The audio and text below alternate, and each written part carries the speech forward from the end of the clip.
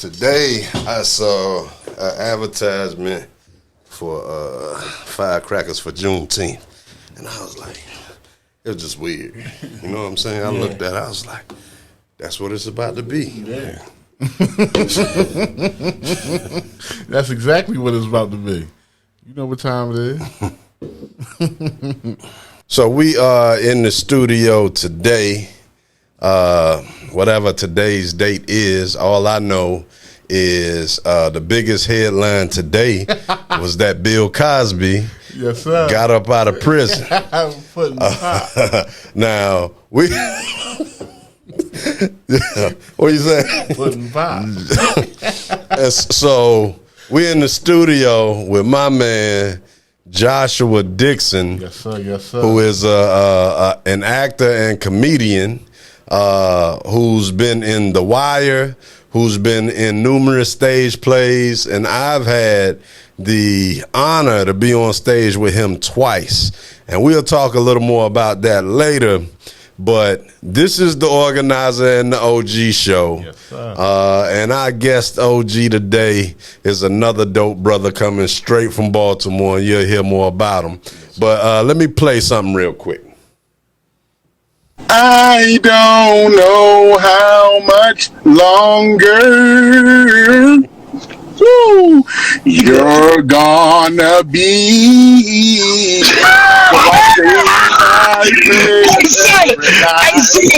Hey, son, let me tell you, this is what the spirit does, son. You sounded like straight trash, right? But this the part we try to get to. You said, yo, just believed you. I'm not supposed to be cursing in church, son, but you hit this, yo, I was fucking with you, son. That's the God. Yo, God versus the devil. God, we up one, son. Love you, nigga. Stay safe. You too, Darnell. You too, Sean. All right, be easy, my man. Let's give him an applause for that, man. What was that, man? Ashley Larry, man. Me and Ashley Larry messing around. Ashley Larry. Donnell Rollins, my guy. Donnell Rollins. Like y'all was on FaceTime and you was singing what? That was Drew Hill. Hell yeah! So Donnell on Sundays, he do this shit where he does like this, this positive vibe Sunday vibe thing. Okay. And so here, reach out to different people and bring them on the live or whatnot. Okay. So, yeah. All right. Well, I tell you what, Donnell Rollins is one of my most favorite comics.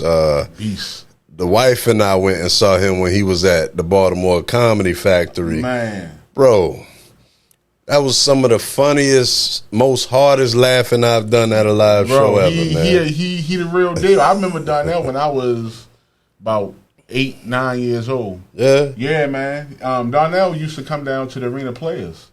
A lot, Rodney Orange implemented the comedy shows back in the early '90s when Def Comedy Jam was hot. Okay, was hot. Yeah. Like when it was on TV. When it was Martin Lawrence.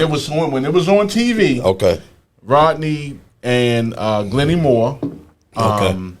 They put together the comedy shows, and they brung all the cats from Def Jam. Comic View was just coming up the rear.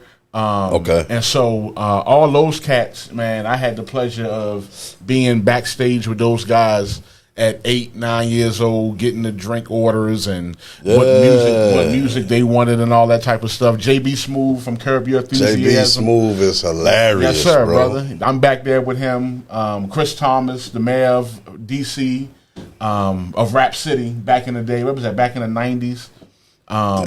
Yeah, man. Like all of the Killers, man. Tony Woods. Yeah, man, bro. Bro, yeah, bro. I seen Tony Woods in person. He's the reason why I stopped sitting on so close to the stage.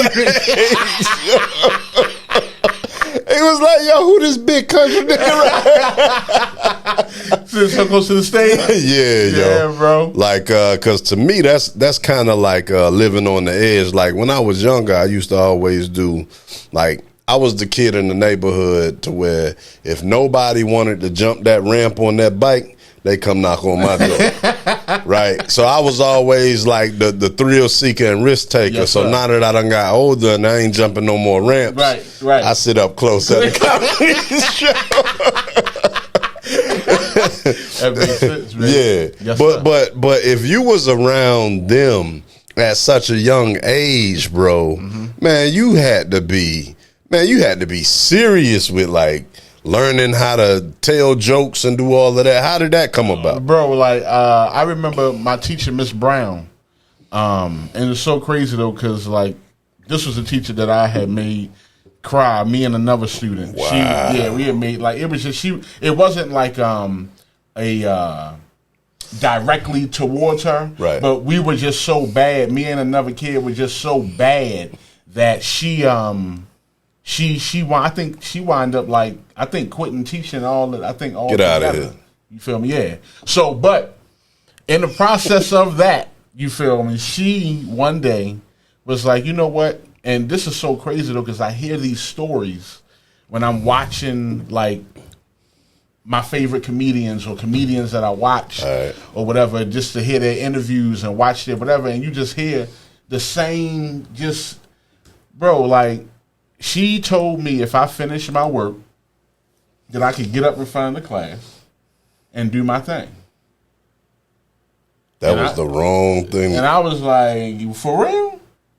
Oh, word. Finished my joint. I think I got like 2 answers wrong. Went back, corrected them, and she let me do my thing. I did my thing for about a good 15, 20 minutes. That was your first stand-up. In front of the class at a private school.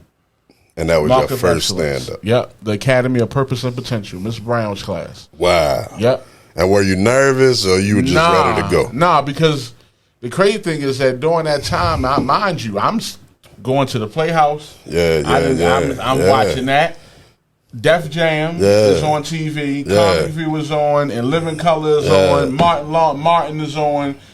Bro, it was like, it was, we going, I'm having. You was waiting for that, bro. day. I was waiting, you know what I mean? So it was just weird though, but I had, So, what energy did you gather from that day and move forward with? Like, what was added to you that day?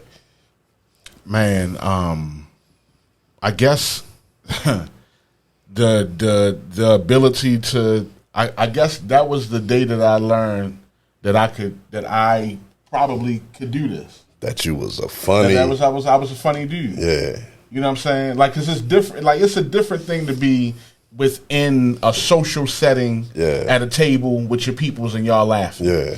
It's a different thing to be in front of them. It is. And you're and it's just you and them here. It is. You know what I'm saying? Yeah. And so that dynamic, just me being able to do that at 9, 10 years old with kids, you know what I'm saying, was, then I didn't understand it. Sure. But later on, it was like, wow, that's kind of crazy. You know what I'm saying? Like, ain't too many.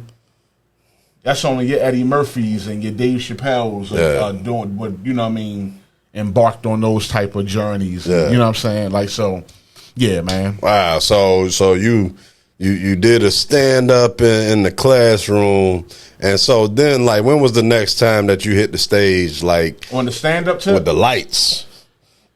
It was a talent show at the Verena Playhouse with the Kinderman, God Rest His Soul. I had just finished watching the Shaquille O'Neal roast with Emmitt Smith. Joe Torre was hosting. Joe Torre told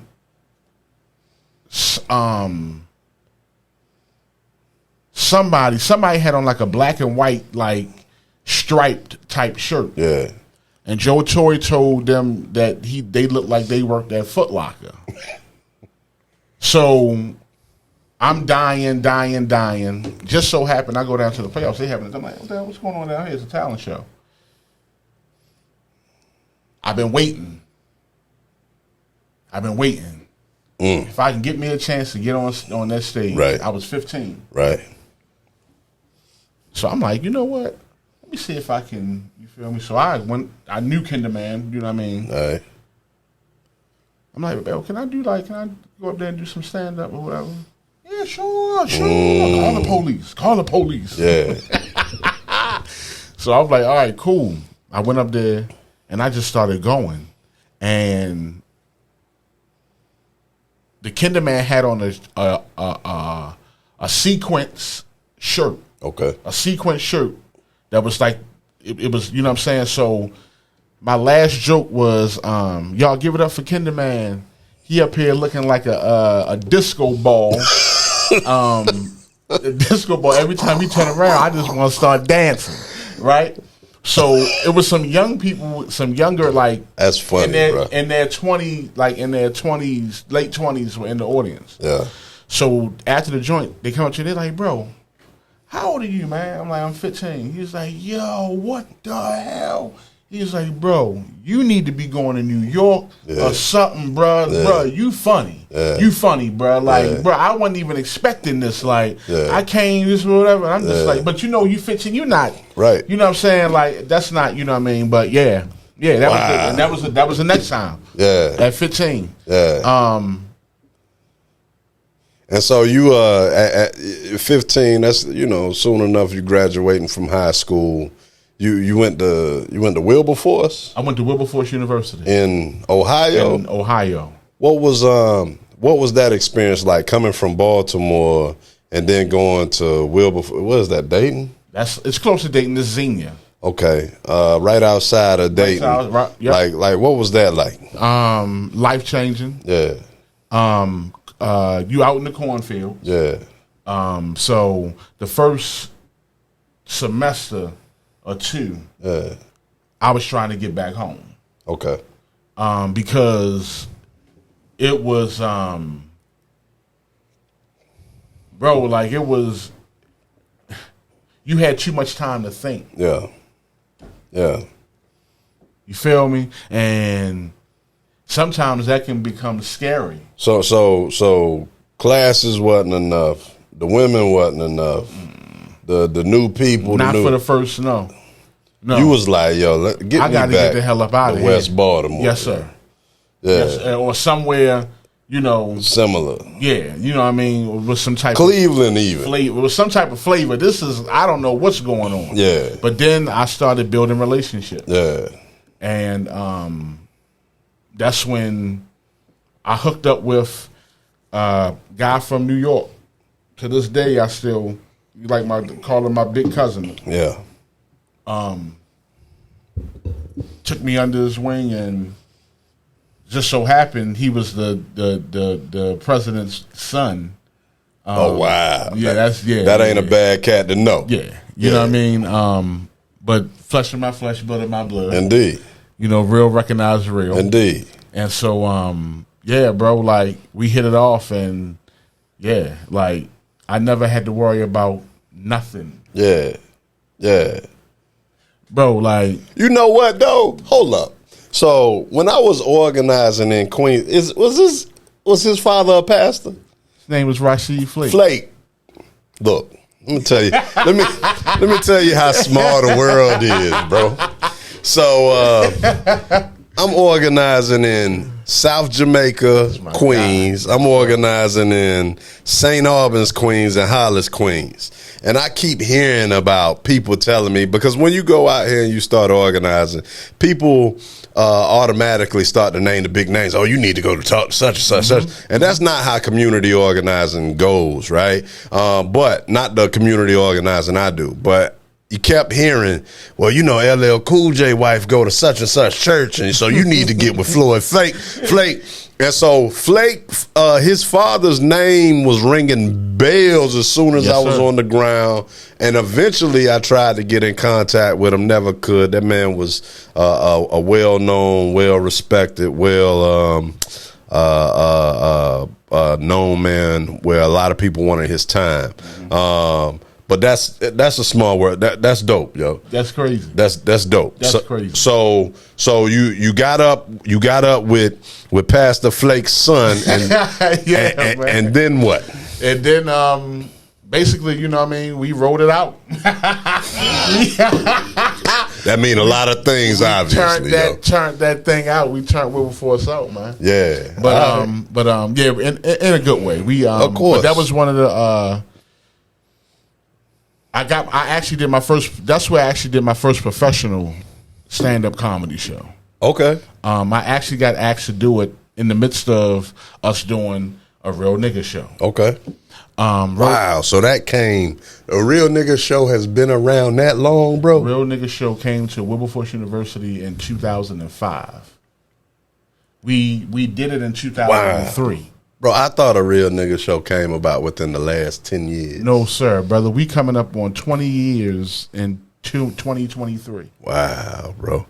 And you know what? Since we can't mention a Real Nigger show without talking about what that is. Yes, sir. Of course, the title grabs you because it's meant to, right? So we can't just actually say, yeah, I did a Real Nigger show and then just skip over that. Yeah. What was a Real Nigger show? How did that come about? So a Real Nigger show is basically a choreopoem, which involves choreography, poetry, and music. Yeah. And it's done in a way where the pieces transition in and out of one another. Okay. It just flows right in and out of one another. Okay. And so it's done with six other males. Yep. All male cast. We all co-wrote the piece. Okay. There are some pieces that are in there that are from well-known some of your well-known authors. You know, Langston Hughes, right. Paul Laurence Dunbar. Right. Country Cullen. All right. Different little things like that. All right. But basically, the show is basically based on the word nigger. Right. How it got here, why it's here, why it's used, who uses it, why they use it, should we still use it? Yeah. It answers and delves in all of those questions and those concerns that you might have. So the person that looks at the show and looks at the title and raises their brow, your question will get answered throughout the midst of the show. That's deep. And like for real, when y'all did it online, when the pandemic hit and y'all did it online, June 2020. I wanted to watch it so bad, but I said, man, I'm right here in the city, man. Like, I got to see this in person, right? Like, because I've seen at least two of the brothers who were you and Easy. I've seen y'all perform, and I know y'all not performing it anymore, are you?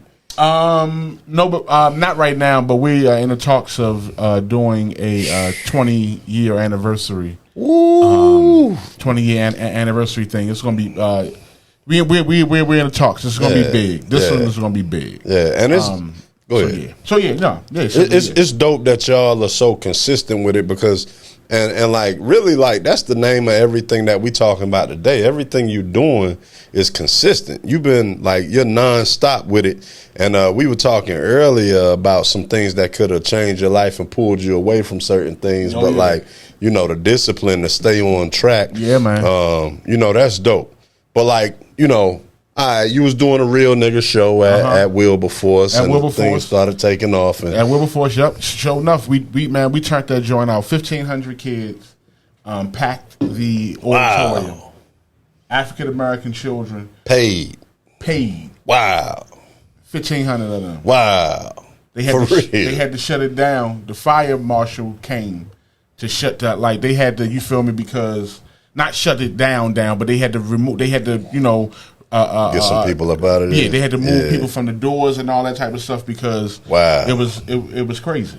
Historical, bro. It was crazy, bro. Like that was probably one of my most memorable moments, bro. To actually do what I love in front of people that it's just crazy, bro. Like they actually got to see me in my element. Yeah, and you weren't just on stage, you was behind the scene. You set the whole. You helped to set the whole thing up too, right? Oh yeah. Like from beginning to end. Oh yeah. So like that's what's so dope about it, because I'm a person that really believes in building from the ground up. Oh yeah. So like after that show, I'm pretty sure like you came away like, yo, it's like, I don't know. You already said it was on from when you was 15. What did that show give you? So then I do that. That night, I got a call from the SGA board, Student Government Association, because they had a comedy show the next night. Wow. They said, Josh, the show and your popularity right now is so hot. It would only make sense for you to host the comedy show tomorrow. Wow. They said you were, and it was crazy. It was like, damn, they picked up on it. They was like, you were the comedy relief in the show, even though you had parts that were like, damn, you were still like the relief. You were the host. Yep, I hosted for Michael Blackson and Queen Aisha. Okay. And Steve Brown. Yeah. And now, mind you, these are all now the Comic View cats. Yeah. See, mind you, when I was younger at the Playhouse, it was mostly the Def Jam comedians. Yeah. When I got to Wilberforce, I started doing stuff with the Comic View cats. All right. It was just crazy though, because after that show, they implemented a comedy night where they would bring in a national headliner. Okay. Okay. And I got to host, you know. So like, there's no doubt moving forward now that you funny as hell. You can put together a show. You could build it up. And then, you know, I'm guessing you came home to Baltimore eventually. Did you come home on fire? Like, all right, yo, let's get this going. Nah. All right. No. I came home and I actually went into the school system. Yep. You know what I'm saying? And I wound up being when I first got out, I was a substitute teacher, long-term sub for English 1 year, and then the next year I was a long-term sub for art. It was a wonderful experience. Yeah. So much so that by my third year, without any certification, any, you know, type of classes or schooling or anything like that, I had wound up becoming the assistant dean of the middle school based off of my 2 years. Wow, bro. That I long-term subbed in the classroom. They were trying to get me to get my certification and all that type of stuff, but I knew that you know, that would take up too much of my time, and I wouldn't be able to do what I'm set here to do. Man, obviously the kids loved you. Obviously, you probably had such an effective teaching style, because much of it was probably delivered from, of course, a humor standpoint. Oh yeah. But so like, is that and like, you know, I'm working my way to TheWire, right? Okay. But is that in your jokes how you structure them? Because I think funny comedians, like real funny comedians, are genius, like low key, like a lot of them are just very brilliant, and it's not easy to put together. Not that I know, but I can imagine, like, yo, you to put together a joke or to host a whole comedy show. That's one of the hardest things that anyone can do. Like, so, like, how do you prepare for these type of shows? What do you do? Listen to music. That's it. And then you're a natural, so it just. I listen to music, because see, this is the thing. And this even goes with acting too.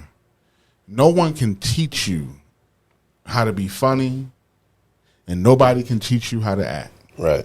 All they can do is just guide you to the funny or guide you to the right emotion. Right.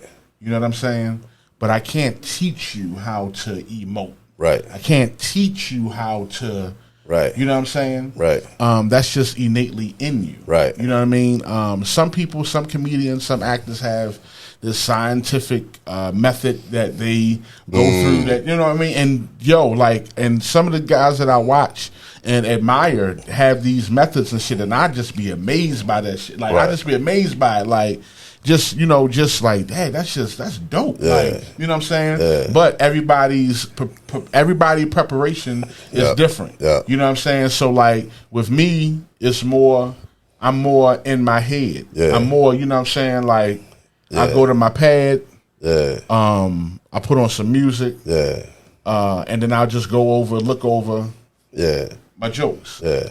I think about something that probably happened today. Yeah. Can I bring that in to incorporate into one of the jokes that I already have? Yep. You know what I'm saying? And I like to improv. I like to go up and just see if I can make you laugh without me knowing what I'm going to talk about. All right. So, and that's what I was going to ask you, because when you said he looks like a disco ball? A disco ball. Oh, a disco ball. And I was going to ask you, was that right off the top of your head? When that you was right off him? the top of my head, but I think it was from when I was watching Joe Torre. Okay. But you know, when you young, when you that young and you watching all that stuff, you know what I mean? You don't understand the game then, as far as you don't do nobody else's joke. Oh man. But as far as that, you know, he was cracking on the dude. So it wasn't really like a joke that's going to be used that he gets his money for. You know what I'm saying? It's not like it's part of a bit. Yeah. So all right. You know what I'm saying? So, but it was it was from there. But even still, I could say, so boom, great example. You could say a joke right now, verbatim. Same words, same everything that Bernie Mac says. Yeah. But I can't tell. Right? Yeah. You can say that exactly word for word. Yep. But you cannot emulate Bernie Mac, and those type of guys have a certain thing that even if you did steal it, and tried to make it yours, it still wouldn't work. Yeah. Because those type of guys are so authentic. Yeah. He's so Bernie Mac he's so authentic. Yeah. You can't, you know what I mean? Come on now. The man can talk about somebody that can just talk about anything, because it had to do with, I remember him saying it. It ain't got nothing to do with what you're saying. It's how you say it. Right. So with structuring the jokes, and you're not supposed to bite anyone's joke, right? Yeah. That's kind of like that's rule number uno. But like, that's the 10 comedy commandments. What if you're inspired and all right, let me ask you this. If someone's inspired by a joke that you do and they do a similar joke, is it just that, really that means that they're possibly not that funny, right? And they feel the need to do a spinoff of somebody's joke. Does that mean that comedian is biting, copying, or is it that are they struggling with the bars, man? You know what I'm saying? Because because some of this reminds me of hip hop, right? And like you battling, right? Or you spitting bars, and like you really can't say anything too close to what the next cat said, because it'll be like, they trying to sound like such and such. It's a weird game. It is like rapping to a certain degree. Yeah. Originality is very big in stand-up comedy because you got so many guys on the road right now who sit and go to local clubs and watch open micers and watch different dudes and take different parts of their bit and lift. Yeah. You know what I mean? So there's a thing in stand-up comedy in a term called lifting. And so basically what that is like, that is when you have a joke and it might not be working. And so you might lift a punchline from somebody else's joke to your... Okay. All right. To your setup. Yeah. You feel me? Yeah. Or lifting a premise. Okay. You feel me? All right. So you might have the same premise and same type of whatever, but you might have, went a different angle with it. Yeah. And that's how a lot of comedians throw people off, because then it's like you really can't really say that they whatever, because it's like it's coming from a different angle. But the original thought came from that person, from that other person. So that's the thing that really like is that thing. It's not so much that, you know what I'm saying, it's just the fact that, okay, give me my props. Like, you know what I'm saying? Yeah. Like, you know what I mean? Like, you wasn't genius enough to, you were smart enough to insert that at that time. That angle, but you weren't genius and brilliant to come up with the actual idea. Yeah, that's dope. I get that. Now let me ask you this. You ever been booed? I've never been booed, but I've bombed. You bombed? Hell yeah. I mean, hell yeah. So how do you know, like, bomb to the point where I'm talking about bomb, bro? I never forget. This is the worst bomb, and I was in Columbus, Ohio. My friend came down from. No, I was in Dayton, Ohio. Yeah. My friend and her peoples came from Columbus, Ohio, which is a 45-minute ride. Yeah. They on the front row, you feel me? Bruh, I go out there. First off, I knew it was going to be a bad night because I smoked a little bit too much before I went back into the spot. Yeah. I felt it. Yeah. I said, damn. So I'm sitting there, I'm sitting at the table, and I'm sitting there, and I see my guy, Mark Gregory. Shout out to Mark Gregory. That's Dick Gregory's nephew. Wow. Who's also a stand-up comedian, clean comedian, monster. Yeah. Monster. What do you mean by clean comedian? Clean. I'm talking about clean, like Bill clean. Cosby? No. Bill. No cursing. No profanity. That's what I hear. Yeah. Okay. Clean, but he a beast. But I'm talking about like his uncle was. If he cursed. Yeah. It was like.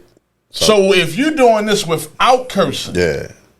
He's a monster. Shout out to Mark Gregory, man. That's my guy, bro. And he took me under his wing when I was in Ohio. That was my guy in Ohio. Okay.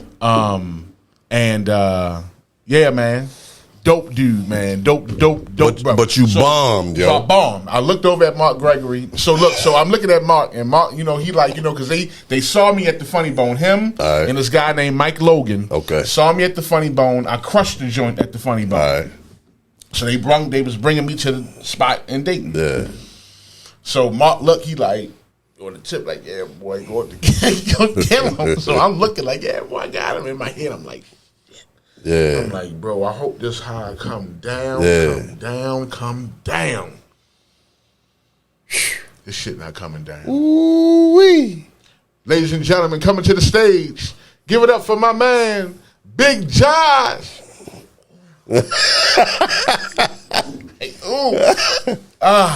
I go up there, boom. I get to going.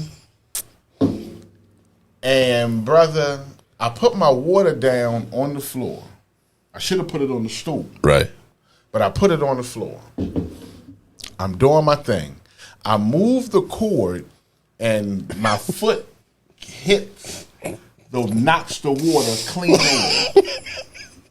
I said, oh, this is about to be crazy. So I'm doing my thing.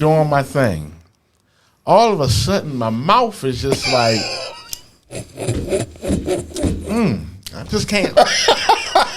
and I'm doing this on stage. Like, yeah, man, this is crazy. So then all of a sudden, my mouth gets so dry that my shit go like this. You got the fire marshal big. Bro, I had the fire marshal. I'm sitting on stage like this. I said, ladies and gentlemen, I don't have any water at this time. I said, you see, I knocked it over, and my mouth is dry. I don't think I'm able to continue the show tonight. Thank you. Good night. For real, bro. On everything I love. You got off stage. Got out of there. That ain't bombing, though. No, brother. They laughed at that. Well, yeah. They laughed at that, bro. Yeah. But you know what? That was brilliant. Got out of there. That was smart, yo. Because you would have bombed more than likely because you wouldn't have been able to tell no jokes. Bro, I was done. So, like, do you think that if the water remained there, you would have been good? No. Or would it have been something else that came up? No, it wasn't even that. I could feel that it wasn't going. I got you. It wasn't going. And then I got on. I picked on this guy in the audience, and the guy that I picked on, I can tell from the audience that he wasn't the right guy to pick on because everybody was like, no, Not him. not him. Come to find out, he the nigga. He runs the whole entire building. That's hilarious. This is bro. his shit. This is this is his. You know what I'm saying? And I'm just like, damn. Well, shit. Like shit. I mean, you can't. I mean, you can't. came to the show. You know like what's the up. hell, you sitting in the audience like you coming for a laugh. Yeah. He said, "Go ahead, brother. Go ahead." Yeah. I'm like, you know what? You got it. I just got up out. I got up out of there. Man, But in those instances, you can feel the energy. Yeah. And some comedians like to. Sometimes, if I feel like being an asshole, I'll just stay up there and I'll just die. I'll die the death of a guinea pig. Yeah. It is what it is. That's dope. Like, honestly, bro. I've been booed before in front of a few thousand people. And that was my first stand up? No, I don't. Nah, I wouldn't dare. I used to rap. Like, I used to be nice. But like, I had my story is kind of similar to yours. Yeah. I smoked a little too much. I was in college. I smoked a little too much. Didn't feel right. And I was like, yo, I done did too much. But I got on stage and tried to do it. I wish I had the mind that you had. Bruh, like within 15, 20 seconds of me, I was freestyling. Boo, and it was dark in there. It was in a gymnasium. Boo. And what made it so bad was after that, I not only got booed off stage, they kicked me out the building, bro. So I had to, I had to leave. I had to leave. And so I carried that. Man, that was real MC days. That was real MC days. Well, you couldn't even stay in the building. Nah, you couldn't. You could not, like that was real hip. That's hip hop. I had won the previous rap battle, and then people was like, "Yo, you gotta defend your crown." And inside I was like, "For what?" Yo, like, oh, you know what I'm saying? I'm good, yo, like, but I got booed, man, and like to this day, it's still kind of, sting a little bit. You know what I'm saying? Of course. But so there's the comedy, and then there's the acting, and your acting has taken you on the stages of arena players as well as on the big screen of TheWire, right? And everyone loves TheWire, or a lot of people love TheWire, especially the folks that are outside of Baltimore, right? Man. How did you get to be on TheWire, and what was that like, yo? So I was 2004. I was in my sophomore year of college. Yeah. I had just came back home, summer break. My mentor and acting coach, acting teacher, was the late great Robert F. Chu, who played Proposition Joe on TheWire. Prop Joe. And so I was studying under him since I was about 5. Wow. Everything that I know as an actor, is from Robert F. Chu. Did he come through the arena? Arena Players. He came Okay. through the Arena Players, but right. you know, and he I got you. went and did, did his thing there. Yeah. And so I came back home and I was down at Playhouse one of the days, and he was like, "How long you here for?" I said, "I'm here for the entire summer." He said, "Well, okay, cool. Give me your information because TheWire is looking for some young guys for the new season." Yeah. I'm like, "All right, cool." Bet. Gave him the info. People reached out to me. Pat Moran. She reached out. Her office reached out. I went in for the audition. Yeah. And they called Robert Chu and was like, "Bro, yeah. And so I got the call probably that evening that I got the role. Yeah. And yeah, bro. So what was the audition like? Did they give you the actual script from the character that you played, or did they just ask you to kind of? I think it was a script. It was a script from TheWire. I don't think it was my character that I played. It might have been just some, just for them just to hear me read. Yeah. And so that's what I did. And I did that twice, and then for the callback, you come in and you do it again for the producers of TheWire. Okay. So they're on a call, like a Zoom call. Yeah. You feel me? And you're doing your audition again. Same way Pat Moran is telling you before the audition, hey, just be calm. Yeah. You just do the same exact thing you did when whatever, that's what got you here. Yeah. And it's all good to go. Right. See how they do? Right. They slide that shit in. Right. That's the game. Yeah. It's like, okay, nigga, get it. Yeah. Get it together. Yeah, be cool. Be cool. And do the exact same thing. Don't do nothing new. Don't do no other. Just do the exact same thing you did. Because the producers have already seen the tape that we have sent to them of the audition. So this is what they're looking for. No new tricks, nothing. Did that. Got the call. About an hour or so later that I actually got the role. Well, like how did you feel? Like It felt good as shit. Yeah. And then after that, they sent the script. And it's so crazy though, because with stuff like that, like you are so like pumped. Yeah. That like I had memorized all my lines like in 45 minutes. Yeah. Because the adrenaline was just so like crazy. You know what I'm saying? Then on top of that, I had learned from Mr. Chu. Yeah. From talking to him after getting it. Yeah. He said, when you go in there, try not to have too many takes. Okay. It's HBO. You're dealing with money. Time is Every time money. you fuck up, that's money. Big money. So go in there on your ding. One take, Josh. Listen. So I mean, we did a couple takes, but some of it wasn't my fault.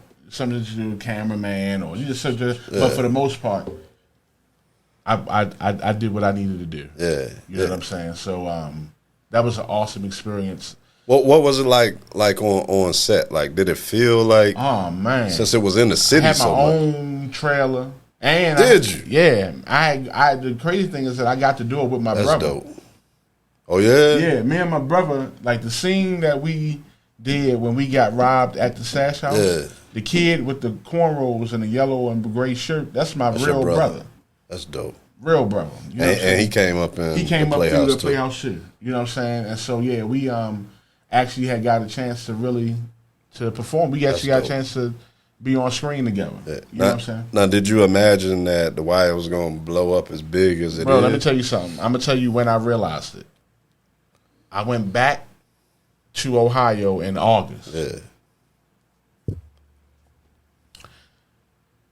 I had told my peoples that, you know, I was on the wire, you know, just for whatever. I think my new season is going to be coming out. You feel me? During the time that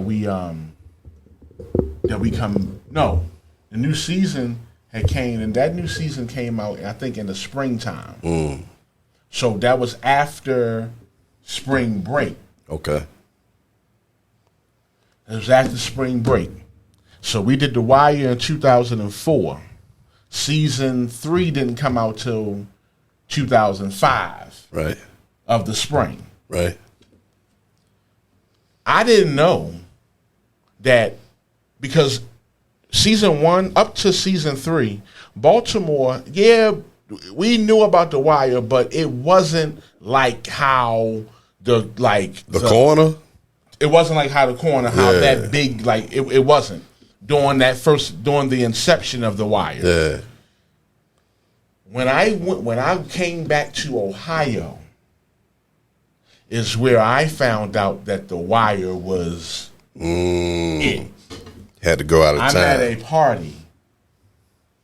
Everything I love. I'm at a house party. My homegirl brings me to this house party. I greet everybody. Boom, boom, boom. What's up, what's up, what's up? It's a dude in the corner. This dude is staring at me. Like, staring like, yo, like, I seen him somewhere before, like, and it's like one of them stares where it's like, yo, I know him, like. So, you know, I look at him, you know what I'm saying? I look, you know, then in my mind, like, yo, why is this dude? Because like every time I glance over, he is in my face. So then he gets up and comes, like, is walking towards me for real. Right. So I'm like, yo, okay. All right now. Might have to swing. Yeah, this might not might not be good. So dude, like, hey, bruh.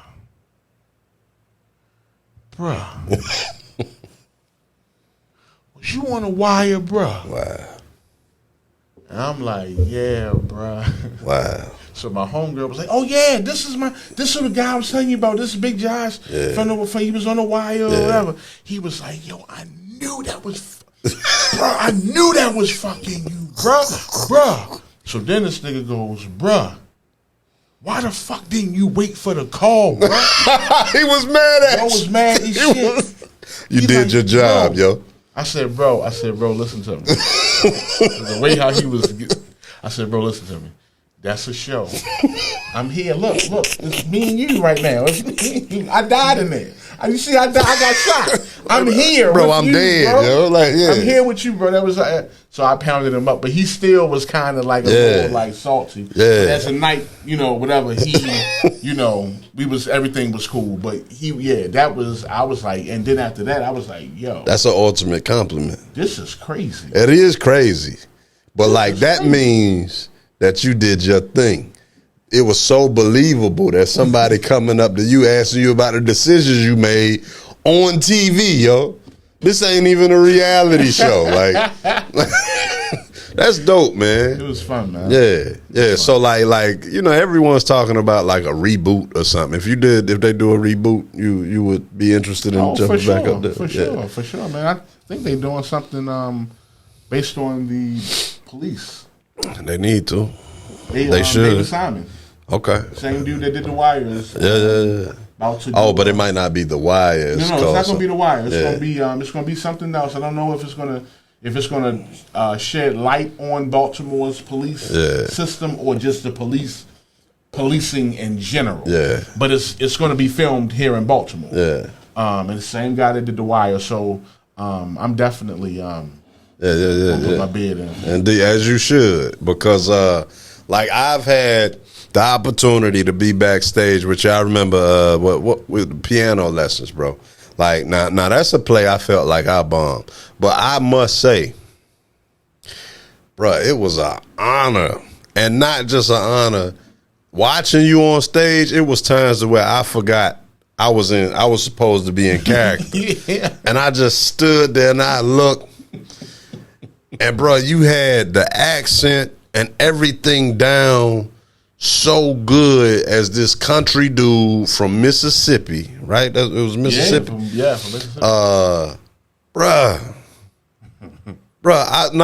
it's playing in my head right now. Like it was certain things that you was doing that was just, it wasn't meant to be funny, but it was like, you know how it is. Like, you could be backstage with somebody and you know how they move, and then like when they in character, man, like it was amazing to watch, yo. And it was an honor, like, to be up there and learn from. And you know what? Guess what? While we were doing that play, that's when I finally decided to watch TheWire, because I didn't want to watch TheWire. The reason why I didn't want to watch TheWire, because first off, before I moved to Baltimore, I was watching The Corner. That was, bro. I loved The Corner. Bro. When you talk about acting at a like top tier acting, what's her name? Fran? Lady who played Fran? I don't remember.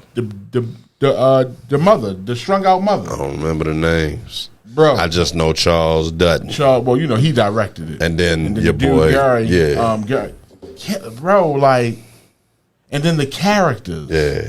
You know what I'm saying? Yeah. Like, it was just like, I was disappointed when that stopped and then TheWire started, and I tried to watch TheWire. Because it was like when a lot of Baltimore, and I think that was the thing. Yeah. That was the thing why TheWire in the beginning didn't get the Yeah. but then when you get on TheWire, yeah, and then you go back and watch season 1, yeah, you like, yo, yeah, what was I thinking about, bruh? Yeah, straight up, bro. Because see, the introduction of Stringer Bell, yeah.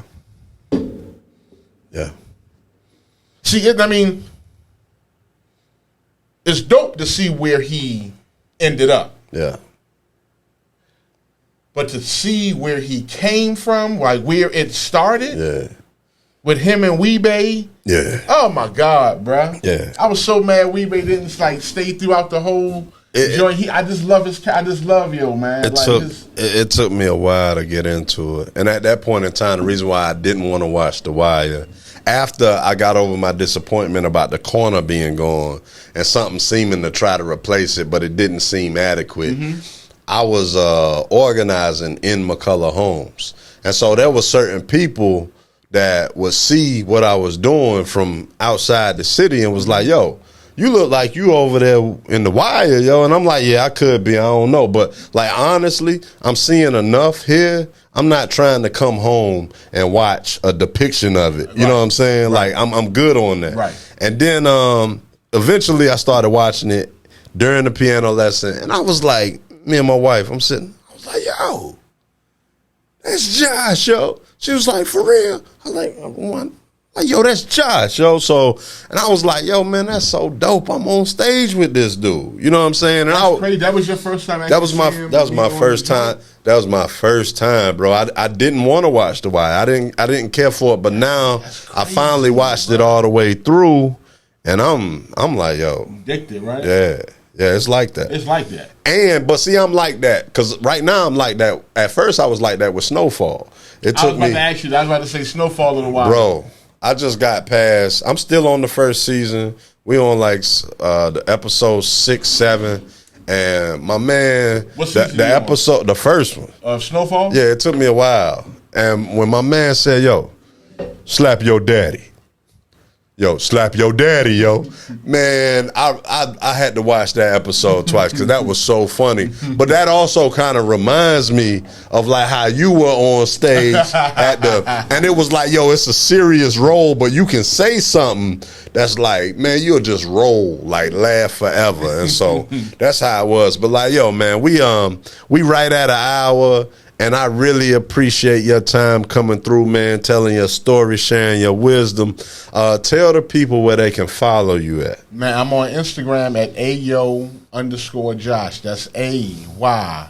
That's 6 O's. Now, once you start putting in the O's, you should see me come up. It's going to say Joshua Dixon under the joint. So it's ayo_Josh. Facebook is Joshua Dixon.